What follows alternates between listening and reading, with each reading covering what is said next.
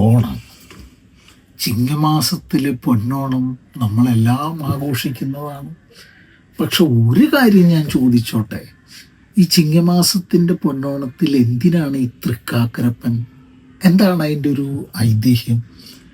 നമ്മൾ പറയും മാവേലി വരണു, മാവേലി വരണു, മാവേലി വരണു. സമ്മതിച്ചു, മാവേലിയും കൂടി വരുന്നുണ്ട്. ഈ മാവേലി വരുന്നതിൽ എന്തിനാണ് തൃക്കാക്കര അപ്പൻ എന്ന് പറയുന്നൊരു രൂപം നമ്മൾ വയ്ക്കുന്നത്? മണ്ണുകൊണ്ട്. തൃക്കാക്കരയിൽ നിന്നാണ് ആ ദേവൻ വരുന്നത്. തൃക്കാക്കര എന്ന് പറഞ്ഞാൽ തൃക്കാക്കര കൊച്ചി ആ ഭാഗത്താണ്.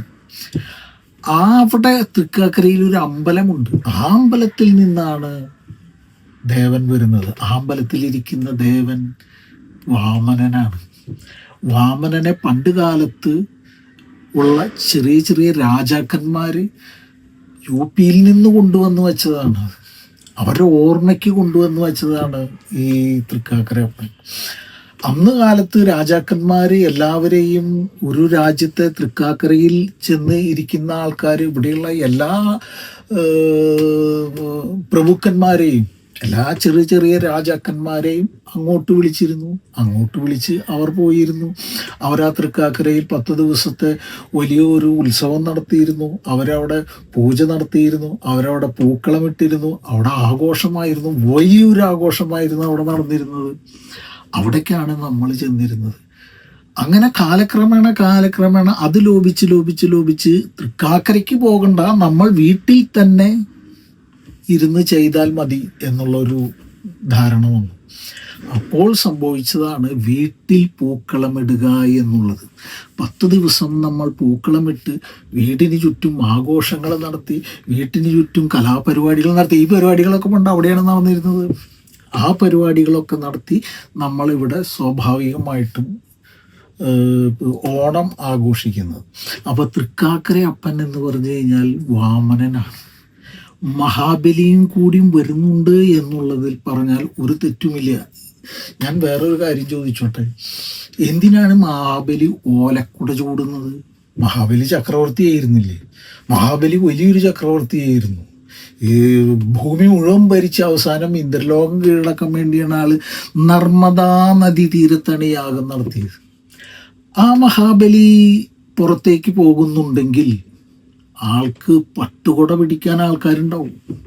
അല്ലാണ്ട് ആൾക്ക് ഒരിക്കലും ഓലക്കുട ചൂടേണ്ട കാര്യമില്ല. ഈ ഓലക്കുട എങ്ങനെയാണ് വന്നത്? അപ്പോൾ അതിൽ ഇന്ന് ഞാനും പിടിച്ചു ഓലക്കുട. പക്ഷെ ഈ ഓലക്കുട എന്ന് പറയുന്ന സാധനം മാവേലിയുടെ അല്ല, വാമനൻ്റെയാണ്. വാമനനാണ് ഓലക്കുട ചൂടി വരുന്നത്. അപ്പം അത് ചിത്രീകരിച്ചതിൽ ചെറിയൊരു പാകപ്പിഴ സംഭവിച്ചു. അത് ചിത്രീകരിച്ചത് ഈ തൃക്കാരപ്പൻ്റെ മുകളിൽ ഓലക്കുട വച്ചിട്ട് ആവണമായിരുന്നു. പക്ഷെ മാവേലിയെ പ്രതീകമായിട്ട് മാവേലി ഓലക്കുട ചൂടി വരുന്ന ഒരു സിസ്റ്റമാണ് കാണിച്ചത്. സത്യത്തിൽ ഓലക്കുട ചൂടി വരുന്നത് വാമനനാണ്. അപ്പം ഇത് രണ്ടും കാണിക്കുന്നത് ഓണത്തിൻ്റെ ഇതിൽ എനിക്ക് തോന്നുന്നത് 1900-കളിലൊക്കെ ഇത് എല്ലാവർക്കും അറിവുള്ളൊരു കാര്യമായിരുന്നു. എല്ലാവരും സ്വാഭാവികമായിട്ട് ആഘോഷിച്ചിരുന്നൊരു കാര്യം തന്നെയാണത്. അല്ലാണ്ട് ഇപ്പോൾ പുതിയതായിട്ട് ഇപ്പോഴുള്ള അറിവല്ല അത്. പണ്ട് കാലം മുതൽ. ഇപ്പം ചിലർ പറയും വാമനനും പരശുരാമൻ മഴ എറിഞ്ഞിട്ടാണ് കേരളം ഉണ്ടായെന്ന് പറയും. അതേ സമയത്ത് ആ പറയുന്നവർ തന്നെ പറയുന്നു അത് കഴിഞ്ഞിട്ടാണ് ഇവിടെ ഓണം ആഘോഷിക്കുന്നത്.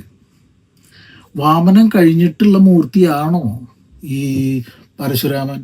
അങ്ങനെ ഒരു കൺഫ്യൂഷൻ വരും. കാരണം കേരളം ഉണ്ടായതിന് ശേഷമാണ് ഈ ഓണത്തിന് പ്രസക്തിയുള്ളൂ. ഓണത്തിൻ്റെ കേട്ടുകേൾവി അപ്പോഴല്ല നമ്മൾ വരണുള്ളൂ. അതേസമയം തന്നെ വാമനനാണ് ഓണത്തിൻ്റെ ആള് എന്ന് ആദ്യമേ പറയുന്നുണ്ട്. ഇതിൻ്റെ കാരണം ഇത്രയേ ഉള്ളൂ. ഈ കഥ കേരളത്തിലല്ല നടന്നത്, മറ്റ് സ്ഥലങ്ങളിലാണ് നടന്നത്. അവിടെ നിന്ന് ആ കഥ ഇങ്ങോട്ട് വന്ന് അവിടുത്തെ രാജാക്കന്മാർ ഇവിടെ വന്ന് ഇവിടെ അമ്പലം പ്രതിഷ്ഠിച്ച് ചെയ്തു. ആ ഒരു ഓർമ്മയാണ് നമുക്ക് ഓണം. പക്ഷെ വാമനനും മഹാബലിയൊക്കെ പണ്ട് കാലത്തേ ജനിച്ചിരുന്നതാണ്, ഇപ്പോഴല്ല ജനിച്ചിരുന്നത്. അപ്പം അതാണ് പരശുരാമനേക്കാളും മുമ്പ് വാമനനാണ് എന്നുള്ളത് സത്യമായിട്ട് വരുന്നത്. നമുക്ക് പിന്നീട് അത് മനസ്സിലാക്കാം. ഇപ്പം എല്ലാവർക്കും നമസ്കാരം.